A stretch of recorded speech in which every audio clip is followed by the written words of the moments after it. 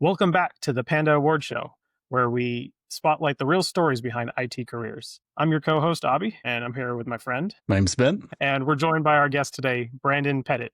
How are you today, sir? Good. Doing great. How are you guys? Awesome. Doing well. Yeah, this is an exciting one. You're going to be our first guest. That's not the two of us, so I'm super excited to finally All right. try to talk to a real human out there. Not just us. We're AI, so no, not really. Yeah, and you're someone in more of an education role, and that's something that I don't think a lot of IT people are really aware of. And I think there's some opportunities for them to contribute in different ways to their companies. And so I think you probably got a pretty cool story to tell along the way. And even at the root of it, just helping the community with education is something everyone should do. Yeah. We'll see. We'll see how cool it is. I'll let you guys be the judge of that. So Brandon, why don't you introduce yourself? What do you do? We're recording this on video as well. So for those that are watching, what's the story behind your beautiful background there? Yes. So professionally, I am in training. I've been the director of education. So building up education teams, building content that's for live trainings that you may have attended or videos, certifications, different things like that. If you're familiar with Cluck You at Roost, I got to start that. I had the privilege of working with a bunch of awesome people and get that rolling.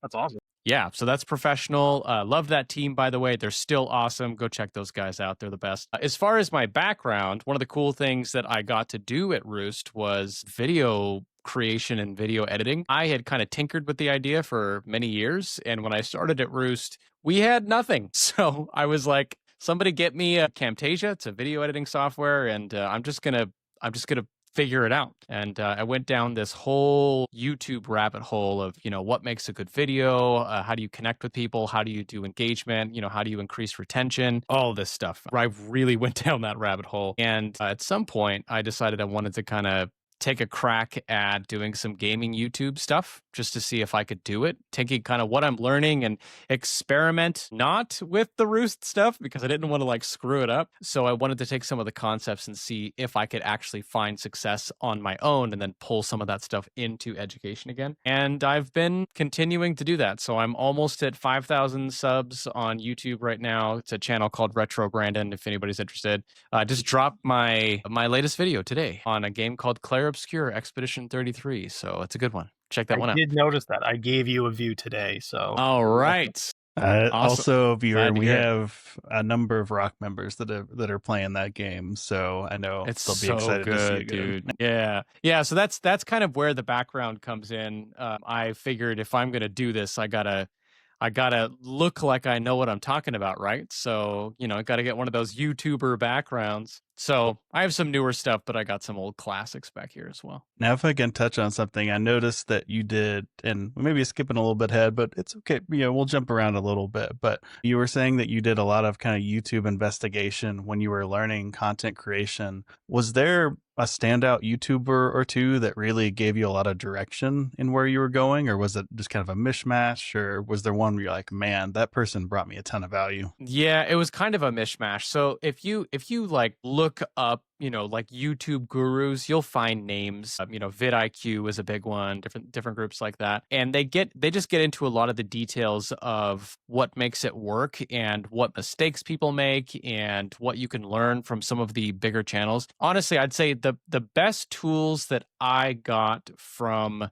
going down that rabbit hole was really just study the big guys, right? Obviously, you shouldn't expect that even if you've done studies and you start a channel that you're going to suddenly get millions of views, but there is something to be said about how they craft their thumbnails, how they craft their titles, how they even write their descriptions, how they craft their first 10 to 15 seconds of their videos, because now on YouTube, if you hover over a video, it'll start playing, right? So it's no longer just the thumbnail, it's how the thumbnail synergizes with the intro and how you can pull someone in to click. So there's a lot of psychology that goes into getting some of those videos created. And so there was a combination of those that sent me down a path of looking at some bigger YouTubers and getting a sense of, how are they doing that intro? What are they doing for their storytelling portion? How are they presenting the information, etc.? Actually, I don't know if you guys have this is going to be way off the beaten path here, but there's this YouTuber called Mr. Ballin who does like strange, dark, and mysterious storytelling. And I've become obsessed with this guy. But his storytelling, I'm like, this guy's my muse. Like one day when I grow up, I want to be like Mr. Ballin. So we'll have to throw his channel into the show notes for this episode. yeah, there you go. Yeah. So it's stuff like that where it's like, yes, look at your niche, right? So what are you doing? Who's your audience? In this sense, there's a lot of applications, I would say, to starting up a business, right? You need to understand what product you're delivering in your videos, who is your specific audience, and the more niche you can get, typically the better or more successful you'll be. How are you presenting the information? What value are you giving them? How are you responding to their feedback in the comments? All of that stuff, right? You got to do all of that. Looking at different niches and how they do it and how they present things can be really helpful to give you a broader view of how to effectively build a channel and make a video. So I could spend this entire podcast going into just pure YouTube strategy, but yeah, it's a lot. It's a lot, but it's fun. Really, no, I really appreciate the way you kind of broke that down, and that makes a lot of sense. Like I've watched a lot of content as well, and I mean, obviously I've hovered over a video before, but I didn't think about making the 15 seconds count like that before. That's something I hadn't really put thought into, for example. Yeah. And I'm even seeing on my channel, I have it up right now, because of course I do. But on my channel, there are some videos that I think are better videos than others that just didn't perform as well. And as much as it's hard to accept this, sometimes it is just you dropped this at the wrong time. People were already moved on. They didn't really care about this. Or sometimes it's just how you present the information. Like I can have the same type of video. One of them does very, very well because the intro is just solid. And then another one, I think it's the format that's working, but actually it was the intro that brought people in. And so it's not going to perform as well, even though it's pretty similar in style, right? So there's a lot of experimenting that needs to be done and a lot of digging into those different types of details, which again, a lot of that can be pulled into business. A lot of that can be pulled into education in particular. In education, it's always good to experiment. You always want to try out what works for your audience, figure out what they're jiving with, make changes, pivot quickly if you're finding that one thing is having more success than the other. So that experimentation piece, I think, is relevant, very relevant to a lot of what you're doing in business, almost in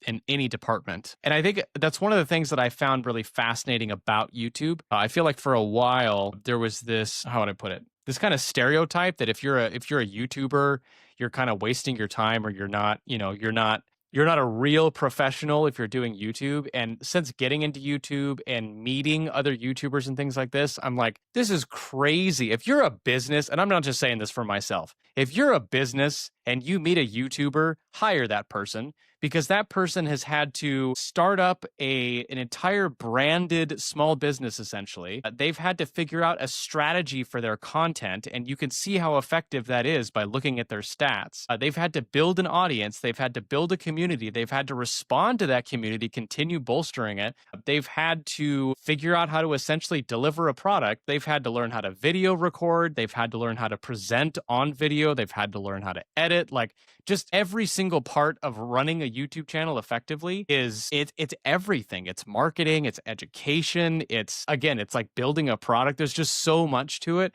And so a lot of businesses that are like, oh, that's a YouTuber, you are missing out on someone who has had to do so many things to get this to be even moderately successful. Like if you try starting a YouTube channel, it is so hard to get to 1,000 subscribers. So if you have someone who's surpassed that and they're still going and they're not dead, and that person's someone you should look at. And that 1,000 mark, it's the bare minimum just to even try to make money on the platform, right? That's the threshold. And if you can get there, my God. I wanted to circle back a little bit to one of the things you said in the beginning of your statement there, was how learning to pivot or experimentation, or even though you tried your hardest and you thought you did a really great job, it didn't work out because of just the way things are. And I'm curious, how did that affect you in the very beginning of your career? What were you trying to do that just never worked? And what did you have to do to get that first job where you're like, okay, this is going to be my career? Yeah. So that's a really interesting question. And I feel like there's a lot that I can go into here. So I'll go back to starting. When I went to college, I have a very, very unusual path. Some people have like I went to college, I got a sales degree, I was in sales, and I'm successful in sales, and that's kind of it, right? I went to college for music. I found out that so I played trumpet for context here. I had my eye teeth stuck in my gums. They had to surgically pull them down. If you know anything about playing a brass instrument, that totally screwed up my ability to play, which messed up my major. And I pivoted to a Bible degree. So something that's, again, totally kind of out of left field. And I finished that. And when I finished college, there were no jobs because the economy was terrible. And I lived in California to the point where I'm like applying for, Chipotle, and I couldn't even get a job, right? Tough. So I ended up taking a job selling security systems or security software or whatever, right? Where you're knocking on people's doors and you're like, hey, your house isn't secure. And then they're cussing you out and shutting the door on your face, right? I love the irony of those sales, because if you say like, yeah, my house isn't secure, it's like, great, I'm going to break in tomorrow. Yeah. Yeah, it was terrible. It was a terrible experience. And I didn't really know. I didn't know where to go from there. I had no idea what I was doing, right? I was just trying to make money. I was like selling, at that time, I was selling my games to, make rent and these kinds of things. And then I got into a car accident on the way to interviewing for another job. Obviously didn't get there. And I did the same thing. Really? The one car accident I've been in has been on the way to an interview. Bro, and we even have the same glasses. What's going on? Yeah. That's crazy. Anyways, yeah, continue. so that kind of threw things even further off. And then I had a roommate of mine who was like, hey, there is this company I work for. He's looking for some interns to hire. And his whole philosophy is, I can teach anybody technology, but I can't teach you character. So why don't you come in and, do an interview and maybe it'll work out, right? So I came in. It was a software company called LifeRay, and they had like a DXP or like a portal, that you can connect with your CMS and your document management system and all of this other stuff, right? Your user management system, everything. And it was all in one. And I got the job. It was for a UI internship. And you're all over the place. Yeah, man. I'm telling you, my journey is not it's not straightforward. I was bad. Yeah, so I was a UI intern and I was not great at it. I was not doing well diving right into Java and trying to figure out HTML, CSS, JavaScript, all this stuff. It's not like I wasn't learning anything. I just didn't have that kind of a technical mind. But there was a guy who came in after me named Rob. Shout outs to Rob. I don't know if he'll ever see this. He came in about 3 or 4 weeks after I started. And I was frustrated by that point. I had a mentor who was great. He knew a ton of stuff, but because of that, he was very busy. So he was not much of a mentor, right? I didn't get a lot of time with him. It was one of those, he'd roll around and be like, hey, how's it going? Okay. And that was it, right? Like that'd be the extent of our conversation. So when Rob came on, I was like, I'm going to teach you everything I know so that you don't have this bad experience that I have. And he got it, picked it up quickly, and then just took off. And this guy knew what he was doing, and he did great. The end of my internship, I got called in because they were going to let me go. And I was very upset. I thought I was doing okay. I clearly wasn't. And so I kind of made my case in front of the CEO. I'm like, hey, man, like I obviously knew enough to teach this guy. And is he not doing well? And that got validated and everything. And so I went back to my desk and just kind of was going to finish the week out. This is going to be my last week. And he called me on the phone and was like, you're serious about teaching that guy? Yeah. And he was like, all right, go downstairs and meet this guy named Abhishek, who works at Roost now, by the way. I don't know if you guys know Abhishek. And he's starting up as one of our trainers. So if you can convince him in a week that you have potential to be a trainer, I'll give you a job. And I was like, okay, here we go. So I worked with Abhishek and we worked through some of the training materials they had. And turns out I had a knack for training and I got the job. And that's what got me into training. This will all come back to your experimentation question, I promise you. Now, had you in high school or middle school, had you done tutoring or anything, or did you have any educational experiences, or this is the first one and you just hit it out of the park, just uncovered this talent? is Mom the or dad a first. teacher? Yeah, my mom was a teacher, Very and good. my dad was not a teacher, but my dad is an explainer. I don't want to say like he's verbose. I don't want it to sound like I'm criticizing him for this. He just, when he gets excited about something, he explains things, and I inherited that skill, if you will. Like verbose is a good term to use in a tech podcast because we're used to dealing with verbosity, right? That's something that's important in our industry. There you go. It's a positive sign. Yeah, that's what I meant the whole time. Let's go. Yeah, so I think it's always kind of been there, but this is the first formal context where it was like, oh, you fit here pretty well. So yeah, so from there I did trainings, and the funny thing was I ended up doing the UI development training. So I failed the UI internship, but here I was being the front man for our front end engineering training, right? But I realized that I had a knack for kind of understanding concepts well enough to explain them in a way that was digestible to people, even if I couldn't do the thing myself. So if you asked me to go build a theme on LifeRay, I could probably do something, but it wouldn't look good. But I was pretty decent at teaching someone else how to do it, especially if they already had the fundamental skills to do the job. So I did a lot of that training, ended up taking on building some of the materials myself, because at that time the documentation team was creating the training materials, and they were great. Nothing against them. They just couldn't react quickly to customer issues. And I was in front of the customers that would get frustrated if there was something broken in the materials, right? So I was feeling that heat. So I'm like, give me the keys to the kingdom, and I'm going to fix this and then go and take it back to the customers and make sure that we're good to go. And so that got me into what's called curriculum development. And that's when I got to sort of stretch out my experimental powers a little bit.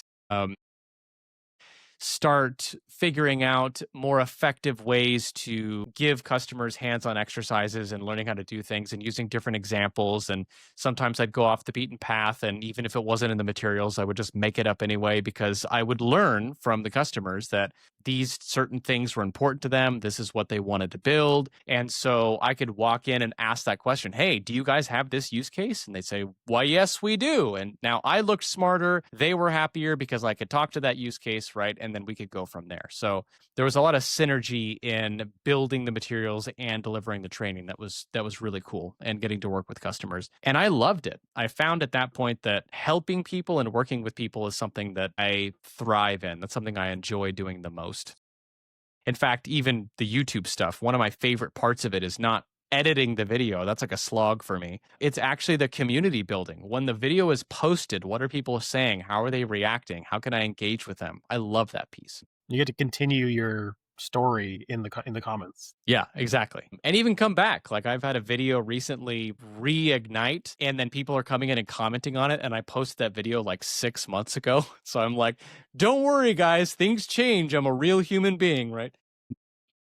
So anyway, so I got into that, and then I started getting into project management and managing, and then starting to manage the teams and figuring out some of the larger elements of an education program, like certification and videos and those kinds of things. But at that time, I was really inheriting an existing education program. And as you learn more in a profession, that can be difficult when you are coming up with good ideas and you want to experiment more, and that's being blocked because so-and-so in the executive board doesn't think it's a good idea just because, right? Because maybe they don't think that way or something like that, right? And that's just normal business. As you grow in your career, you're going to find those kinds of frustrations and hit some of those walls. But that made it so that there was a lot of opportunity using experimentation to figure out what worked best for our customers that we didn't really get to pursue. And that eventually leads me to Roost, actually. So I was at LifeRay for 10 years. And then they started doing a lot of cuts. There was, a whole layoff and reformatting, refactoring that they needed to do, reorganization. And so I was looking for a job, and Roost was something I kind of stumbled upon. I applied on LinkedIn to what looked like a job for cyber coders, and I found out later that cyber coders is a recruiting company. And I was like, so you're not even what you say you are? And at that time, that's when we started seeing the whole like, watch out for sketchy practices on recruiting, right? So yeah, so I was interviewed That for alone this could be a job. whole podcast episode. Oh, totally. Yeah. Especially okay, but the funny thing with Roost is so I go through this interview. I have this final interview with this guy named Aaron. It's just random dude, right? And there was this whole like funny back and forth where I was trying to like spell his name, but it was auto correcting to Sharon. And I was like, is this a woman? Like, am I getting this wrong? It was just very confusing. Get on a call with him and, super chill. If you guys have, Aaron. Aaron's super cool. So he was super chill and he had this, Skyline Chili sign in his background. And I was like, hey, I know Skyline. I'm in Cincinnati. And yeah, we had a good chat and ended up getting offered the job. But then when it came to actually starting the job, I was like, am I going to get a computer? Is this real? Like, did I just get scammed? What's going on here? So funny side story here. You guys know what a Steam Deck is?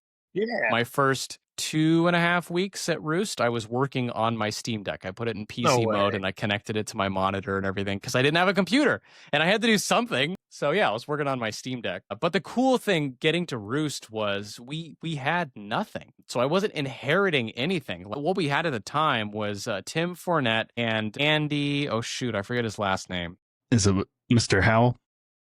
Yes. Anyhow, thank you. They were basically getting on a call with every single new customer and going over the same things over and over and over and over and over again. So what we got to do is we got to basically take a lot of what they were teaching and then turn it into a formal training. I had made the pitch that we should do self-serve training, which is videos, because I had a hunch that if you're an IT professional and your day-to-day is constantly fighting fires, you probably don't want to sit through a multi-hour training. And a video might just be better for you, right? So we delivered on the live trainings. And, if anybody here has gone through fundamentals or any of those kinds of things, we started with those.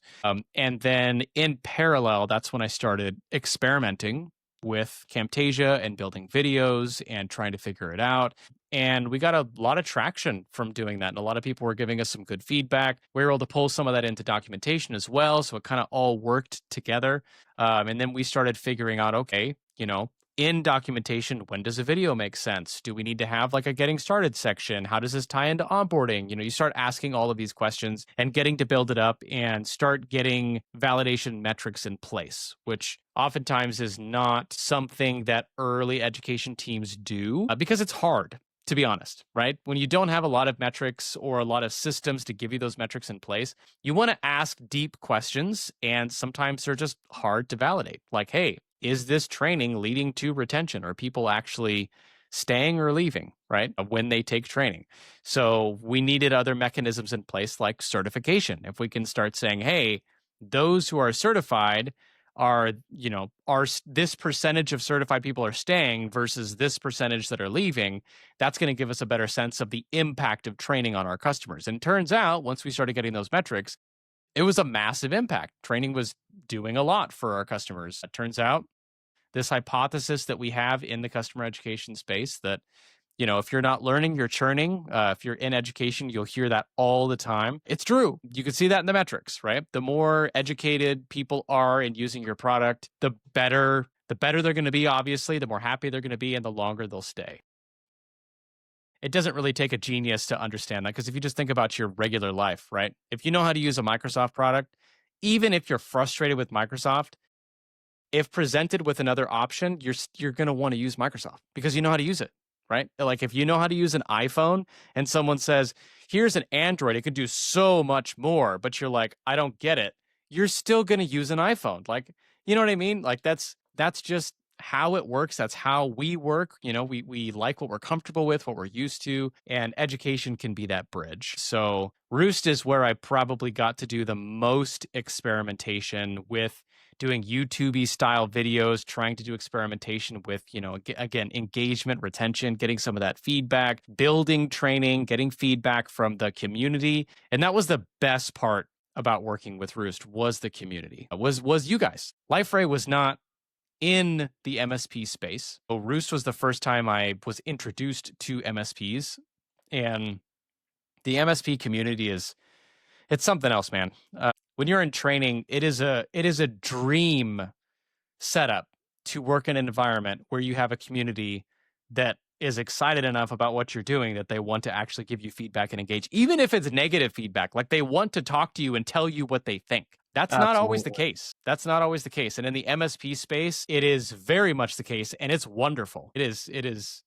Yeah, don't take that for granted for anybody who is in IT working in the MSP space. Like, the community and the communities that you have available are incredible and will absolutely help you grow and level up. So engage in communities. I will say that is one of the things for me that helped me succeed in my internal IT position, was having some type of community. I was a huge proponent of Spiceworks, and they truly do a really good job of bringing together people to talk about a shared subject, whatever it might be. It doesn't matter what industry you're in. It doesn't matter what you're talking about. But if you can get a group of people together to talk about something, it just helps.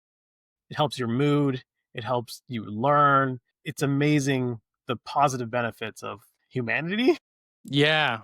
Yeah, totally. Yeah, and especially in a world where, you know, we're all remote and we've gotten used to this sort of solitary work that we do. I got to tell you, one of my favorite parts of the job at Roost was going to the events and talking with MSPs and hearing their successes, hearing how excited they were, but even hearing their challenges and what they were trying to solve. You know, people coming to the booth at Roost with questions, but then also just, you know, like Brian Simpson, right? Like, hey, buddy, like, what are you doing? And he'd be showing us things that he's doing or talking about things he's excited about, and getting to meet people that way, like that made it all worth it. And I think that's something in my career that I will just carry with me moving forward. Like, I've been in leadership, and certainly there are a lot of aspects of business that are, you know, you want to get your strategy, you want to get your metrics, all these kinds of things. But, and I don't mean this to sound cheesy at all, the people, man, the people are just what make the difference. Like, I'm not at Roost anymore right now, but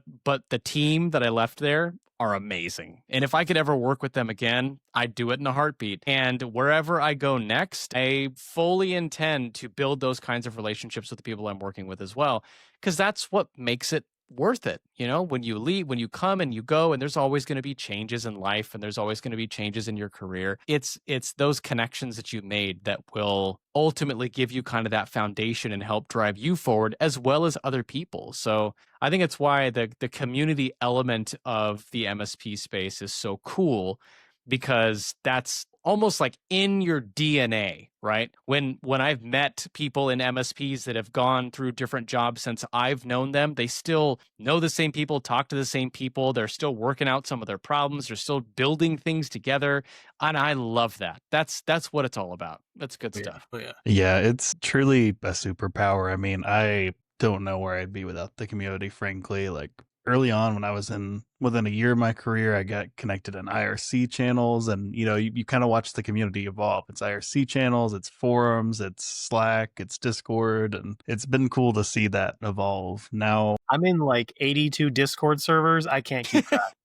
Okay. Yeah, at this point, it's like Discord. it's almost too much to keep up with sometimes. I know. I feel that.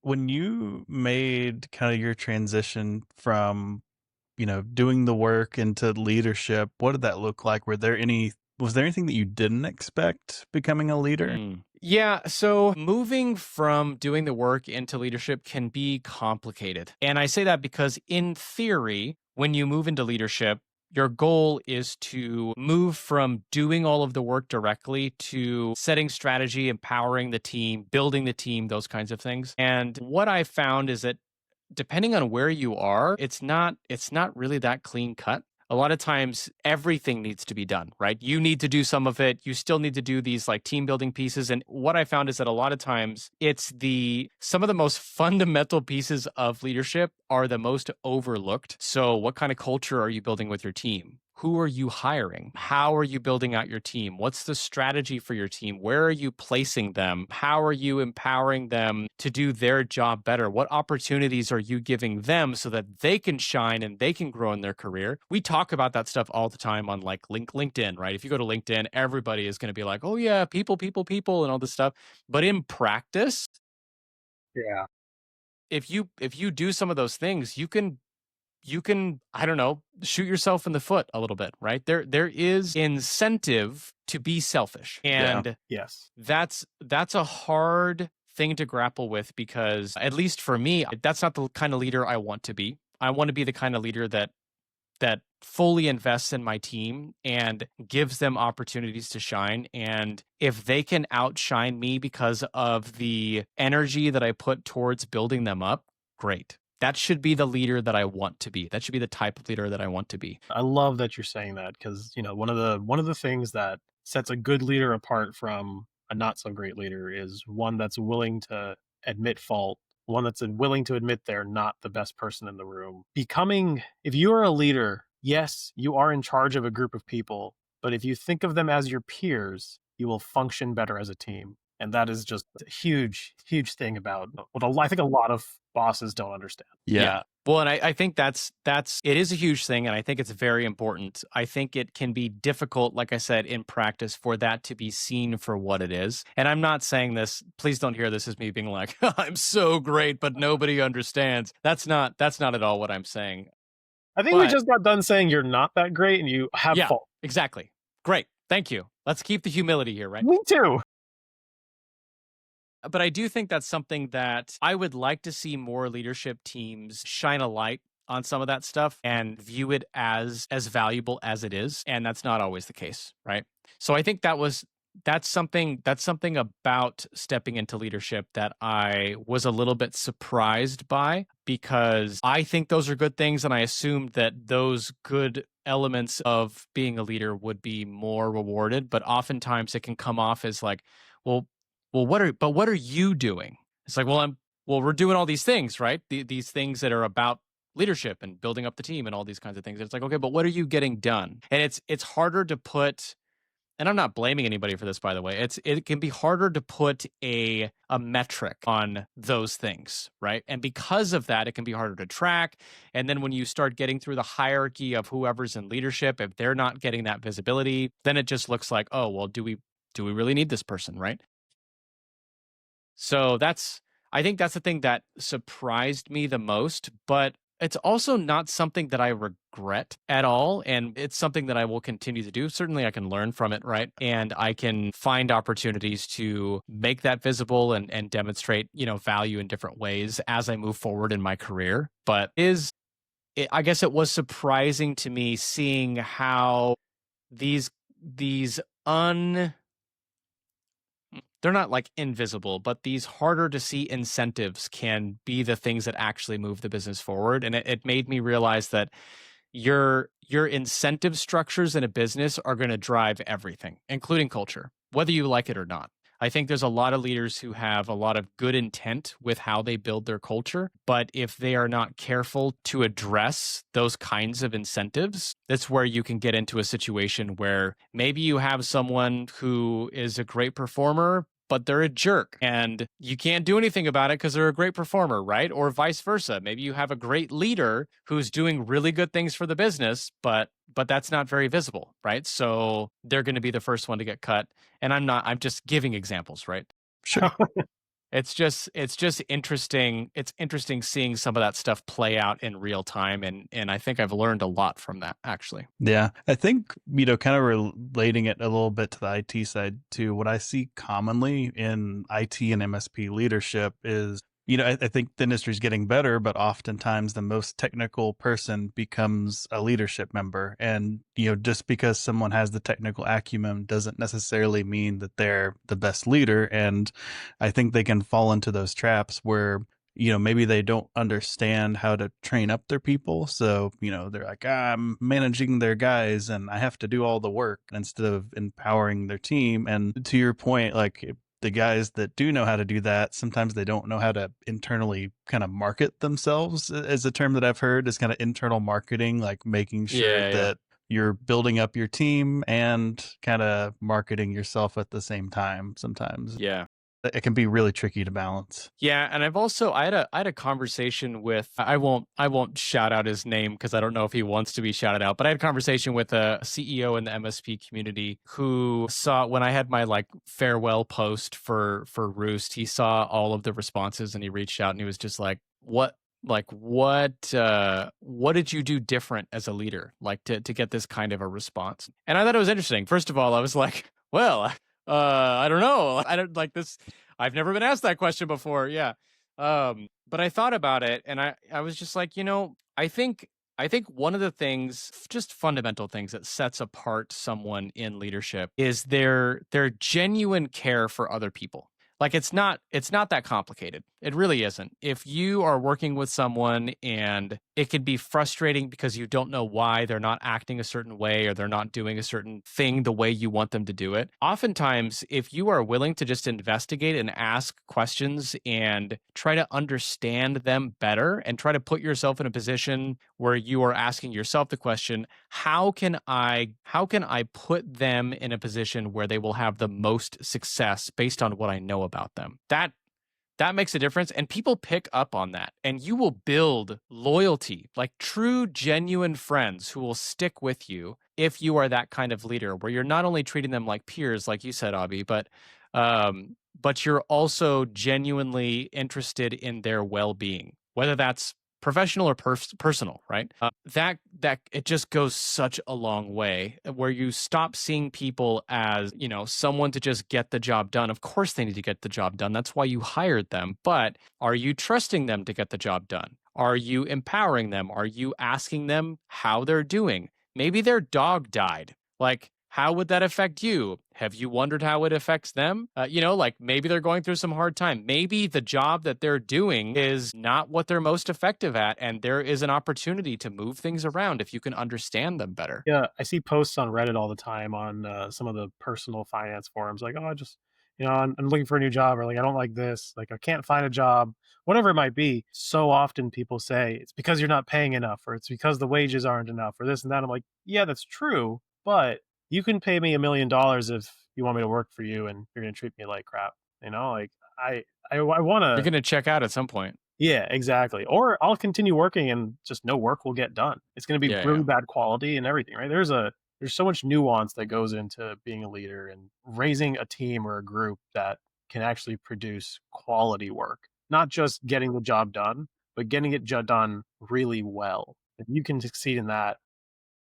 Well, and I think that's where that loyalty has its benefit. And I'm not at all saying do these things for the express purpose of getting the best output, right? Because then like maybe your intentions might be a little bit mixed up. However, there is fruit here when you have people that you invest in, because that loyalty, that care for the team and the job and that feeling cared for, it has an impact. One of the people that I worked with, and she was amazing to work with. Again, I won't say her name because I don't know if she wants to be called out on a podcast, but if she sees this, she'll know who she is. We had a conversation where she was like, I have been fired before because I wasn't producing. And I wasn't producing because they just killed the morale in the team and the culture was terrible. And I just hated being there. And I was only doing what I could get out, but I had no motivation to get stuff done. And I ended up getting cut for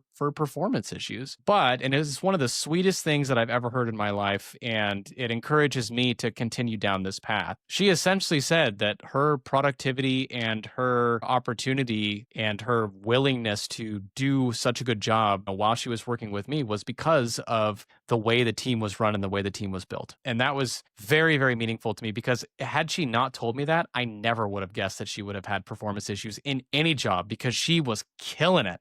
Like she was just going out there. She was building stuff quickly. She was building out like good strategies. She was asking great questions. She was super engaged and I loved it. And we had a great time and she was awesome. So it just really stood out to me how much of an impact that care can have on someone's ability to do the job. People oftentimes will kind of look at people and be like, are you an A player or a B player? And there's like no factors in between.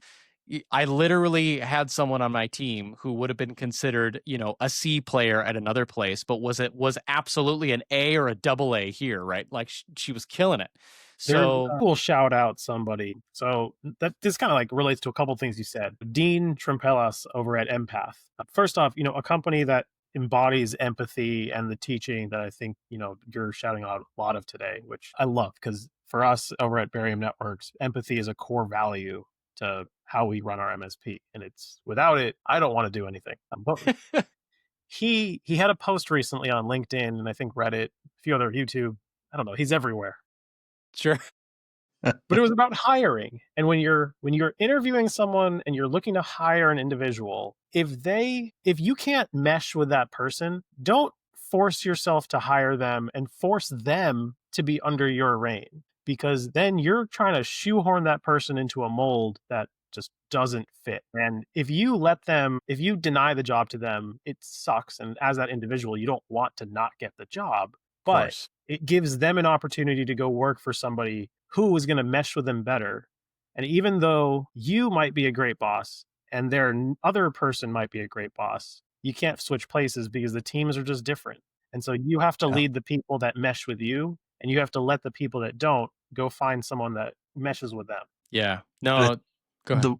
As I said, I think the way that I've put it before is sometimes there's a talented person that's not a fit, and it can be unkind to hold them down, and there's ways to transition that are, you don't obviously like firing them with no severance and just like, dropping that would be like rude. But, there's ways like, hey, this isn't working out. Do you want to be here? Because, you might be a rock star somewhere else. Yeah. Yeah. Hiring is an interesting thing. Experiencing that. So Roost, I was part of the hiring process in my previous roles, but Roost was the first time where I essentially got to build the team from scratch. Early on, Ash was heavily involved in that. Ash Cooper, if you guys are familiar with her, she's great. But even Ash was like, I want you to choose, which I'm very grateful for the way she kind of handed some of that stuff off to me.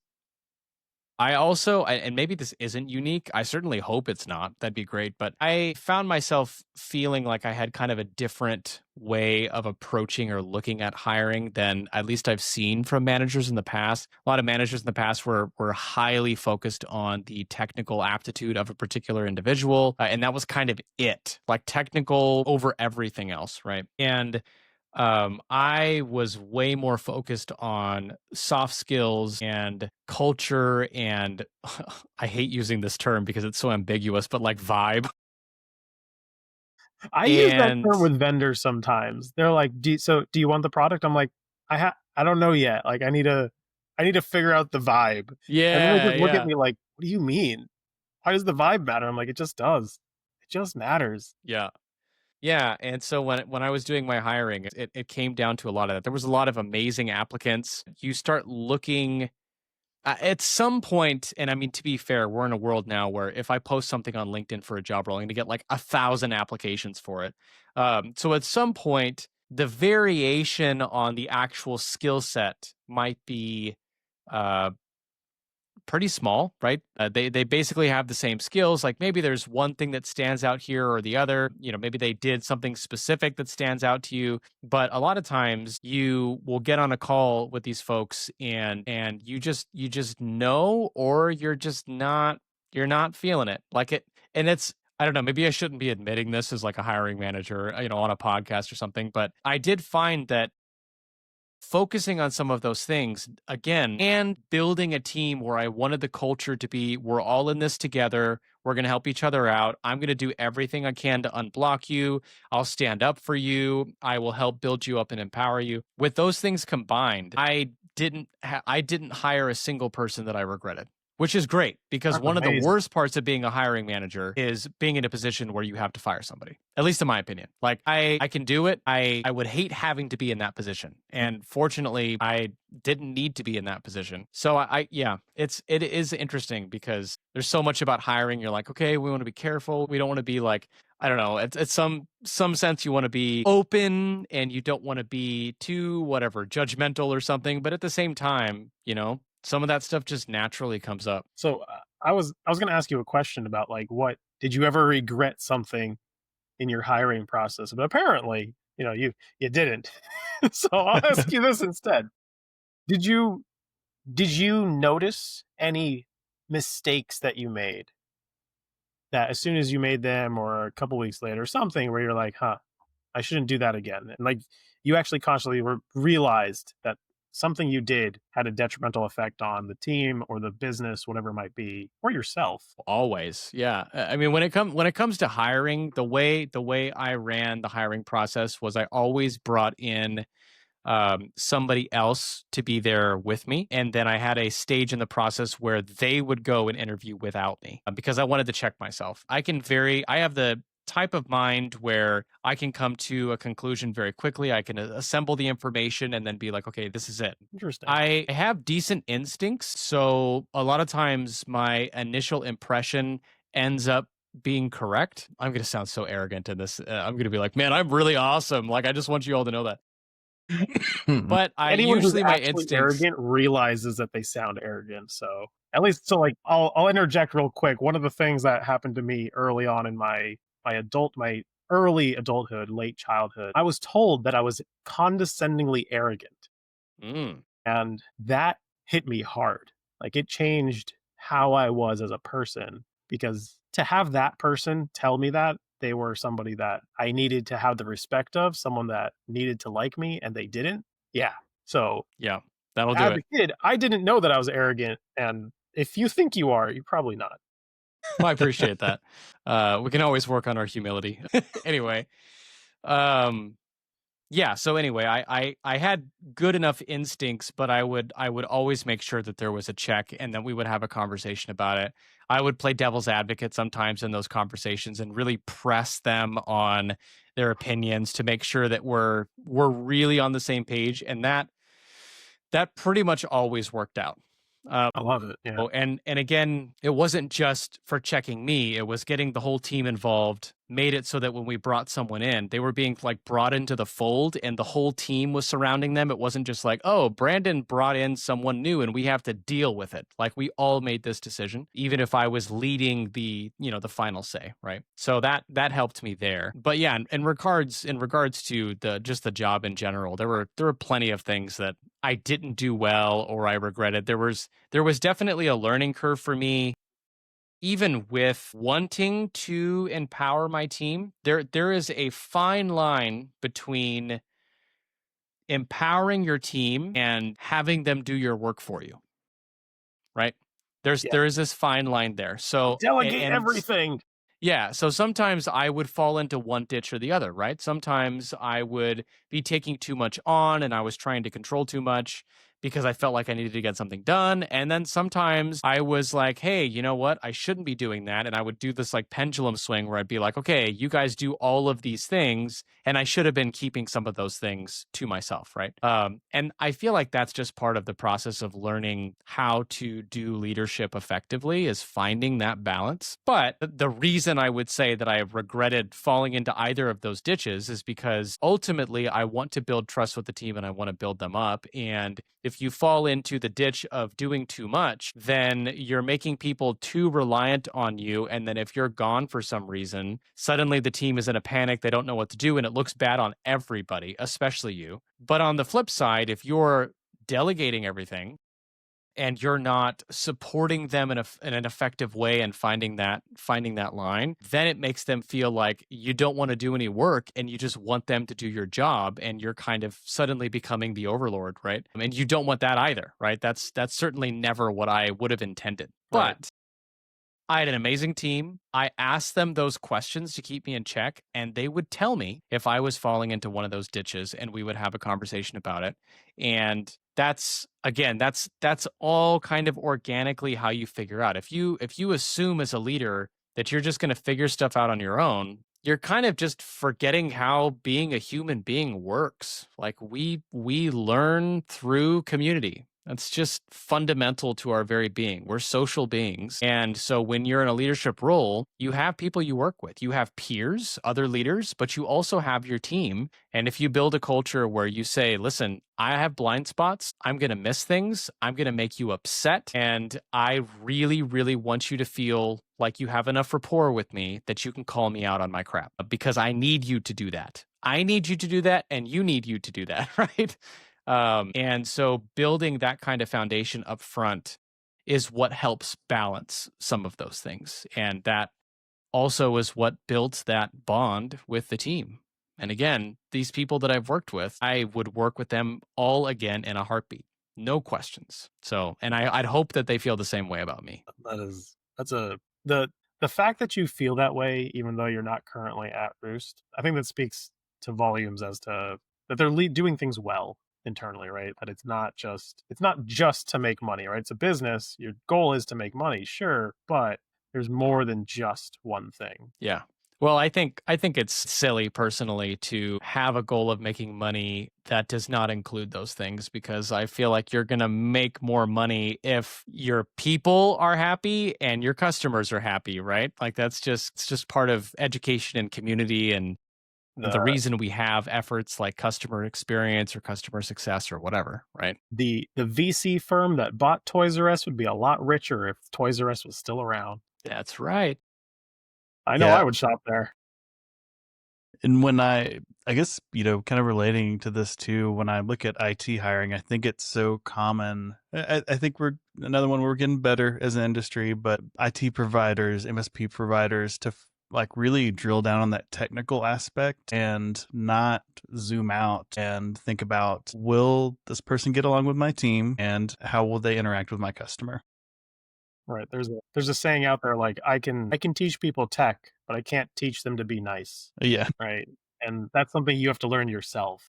Yeah, and too often in these IT kind of job interviews, you'll have like a 5-page like quiz on all these technical aspects and stuff. And a lot of times it comes down to how would they interact with my customer and team, and then do they have like more of the critical thinking and aptitude to figure something out that they don't know. Yep. Exactly. You know Yeah, what? those instincts and the critical thinking. That's a good way of putting some of what I was trying to get at earlier when I was rambling on about hiring, right? That is something that I watch out for. If I ask you questions, in fact, in our interview process, we used to have a section called the hot take section, which number one made interviews very fun, because we'd be like, now we've entered the hot take section and we're going to ask you some crazy questions. There's no right answer and we just want to hear how your brain works. And they'd be like, okay. So we had fun with that, which was good for the interview process itself. But it really helped us to see very clearly, if I present you with a challenge, what are you going to do with it? How are you going to think about it? How are you going to resolve? And that goes a long way. Even if they didn't have the specific experience we're looking for, if I could fire some of those questions away and you can handle them effectively, I'd be like, you're a good candidate. Yeah. Yeah. Plain and simple. I see that a lot in my day-to-day life when I'm interacting with anybody in a customer service role, whether it be the cashier at the grocery store or the person handing you your food through a drive-through. You can tell just from that 10-second interaction whether or not that person might be a good fit for a certain type of role. Just the way that they present themselves, the way that they talk, the way that they handle themselves, the way that they interact with strangers, right? And being a cashier is not easy, right? You're seeing a new person every few minutes or every few seconds sometimes, and you see them. You have to be the nicest person. They're all of a sudden your friend. 10 seconds later, they're gone, and you never see them ever again, right? It's not an easy job. Yeah, absolutely. Yeah, those aspects of a person can go a really, really long way. And I think that's a good framework to work with. You can teach someone technology, you can teach someone processes and those kinds of things. Obviously, every job is going to need to have some level of skills, right? You can't just always hire the nice person, and that's just, it is what it is. That's a lot of training. Yeah.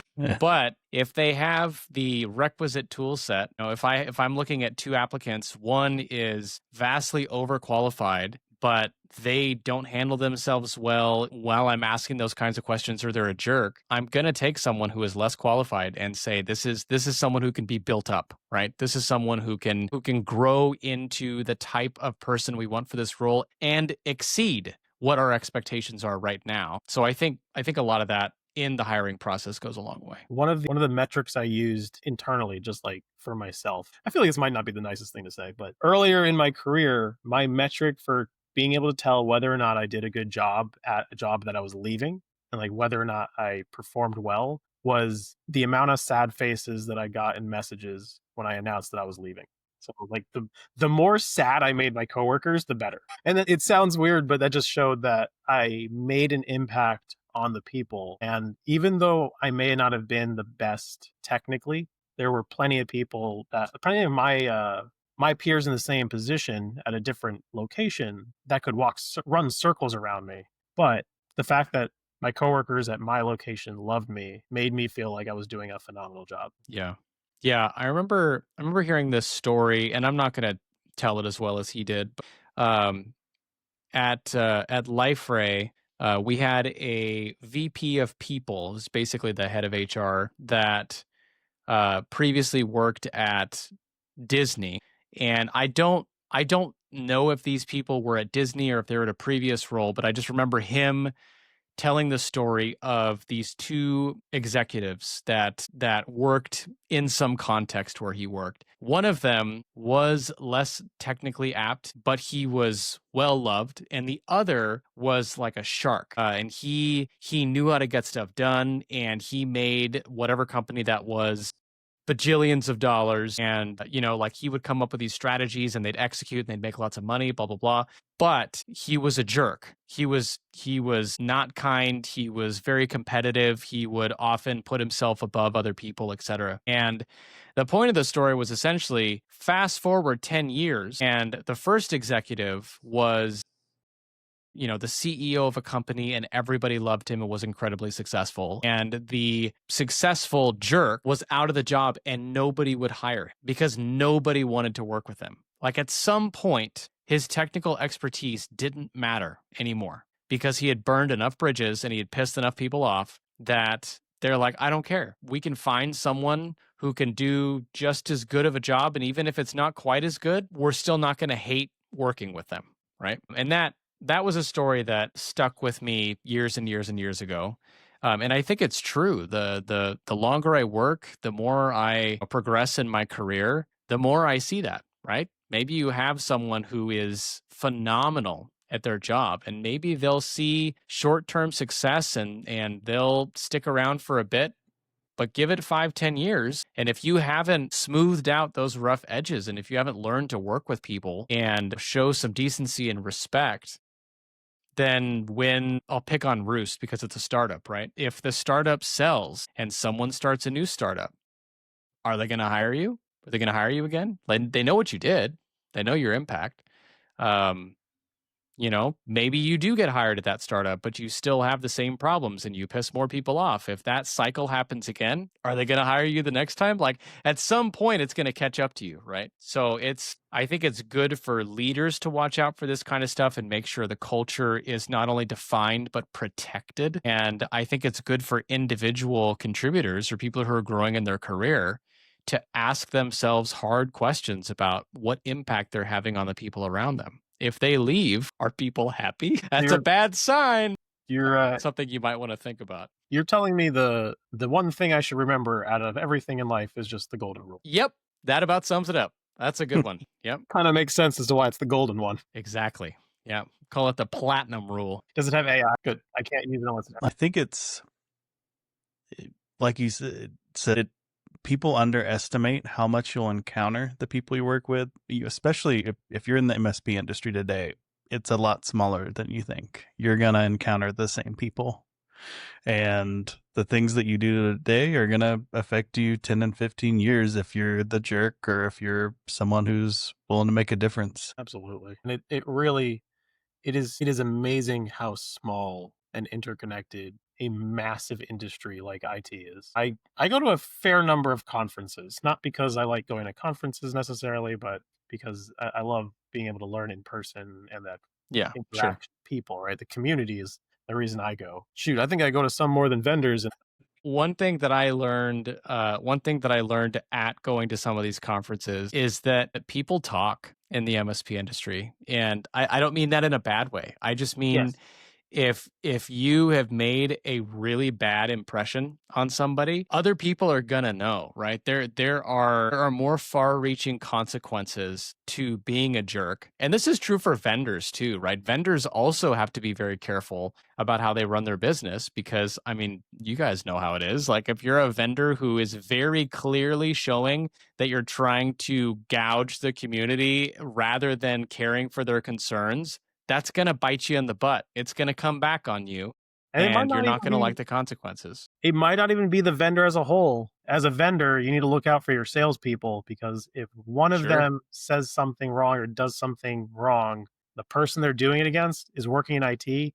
And the one thing that we like to do as IT people is post rants. And so, I mean, you see it on RMSP. Like there was an interaction less than a month ago where a salesperson was really rude to an MSP and it shot up on RMSP and got a ton of viewership. And, I think that I don't remember the circumstance. I think that vendor, the owner stepped in, but it would be better if that situation just didn't happen. Right. Yeah. There is a thing as bad PR is just plainly bad PR.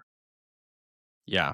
Yeah. And I mean, everybody's got a bad day, right? But of course, if you are consistently demonstrating that kind of disrespect, it's going to catch up to you. Sometimes it's quick and painful, and sometimes you think you're okay because everybody's just continuing to do what you want them to do for the time being, but it will catch up for you. I mentioned I have a Bible degree, and that's something that Christians will often say is like your sin will find you out.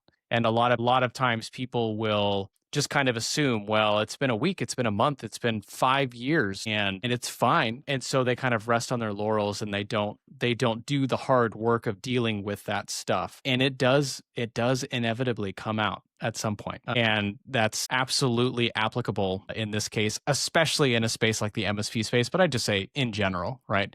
Yep. Yeah. Focus on you. Focus on you. Sow. Yep. Yeah. We're just going with all the rules this time. I like it. Let's go.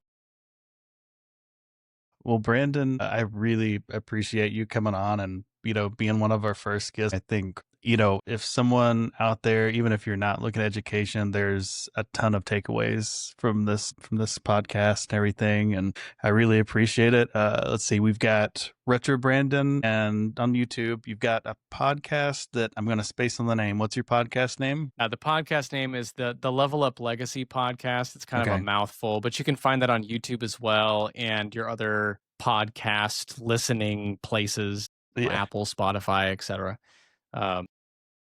Brandon, I really appreciate it. It was really a joy having you come on. Absolutely. Yeah, thanks for having me, guys. I appreciate it. Yeah, and we'll have to do it again one day. About maybe we can talk about games on your podcast. Now you're talking. Always want guests, so I'd love to do it. Well, thanks everyone. We'll see you guys next week, and thanks again, Brandon. Of course. Take care. See everybody. Bye-bye.